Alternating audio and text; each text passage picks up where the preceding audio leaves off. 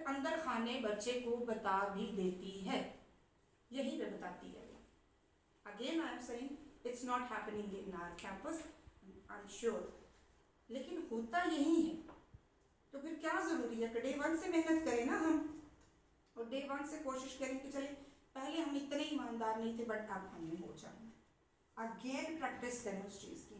Crystal mind का ख्याल रखना है। पेपर डिस्क्रिप्शन, फिर आपको मैं मुबशा और मेरी तरफ से पेपर्स मिलेंगे।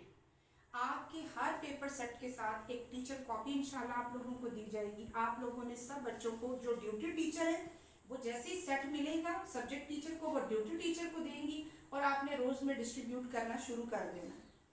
जबकि जो सब्जेक्ट टीचर है वो अपनी टीचर कॉपी से पेपर देख के डिस्क्राइब करेंगी, पढ़ेंगी ऊंची आवाज़ में। और सिर्फ एक सब्जेक्ट का, मतलब इंग्लिश का पेपर है ग्रेड 3 का, और अगर ग्रेड 3 का पेपर डिस्क्राइब करना है तो सिर्फ ग्रेड 3 के बच्चों को पेपर डिस्क्राइब होना चाहिए।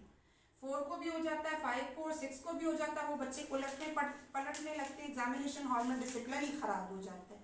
जब डिसिप्लिन ही नहीं होगा तो आप जितना अच्छा पेपर डिस्क्राइब करेंगे, हु केयर्स, तो बच्चे नहीं देखते। पेपर डिस्क्राइब करते हुए आवाज़ का बुलंद और क्लियर होना बहुत ज़रूरी है। और कमज़ोर बच्चों के तो पास खड़े हो, हर 2 मिनट, हर 2 सेकंड के बाद हर कमज़ोर बच्चे और न्यू एडमिशन के पास जाएं। उसकी पेपर अंडरस्टैंडिंग बाकी बच्चों से वीक होगी। जो यहाँ के पहले से एनरोल्ड बच्चे हैं उनकी अंडरस्टैंडिंग विद पेपर्स बहुत अच्छी होगी।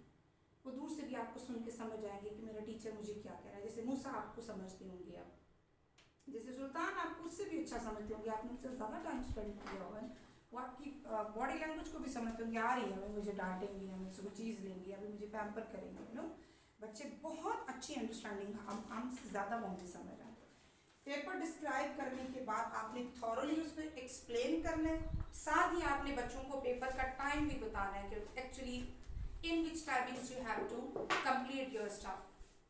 हम ये गलती करते हैं, बच्चों को टाइम मैनेजमेंट नहीं बताते, उन्हें कुछ पता नहीं होता, वो अपनी नेचर और मूड के मुताबिक करते हैं। इसीलिए जिसको कुछ नहीं आता वो सबसे पहले पेपर कर लेता है, क्योंकि उन्हें करने कुछ नहीं होता।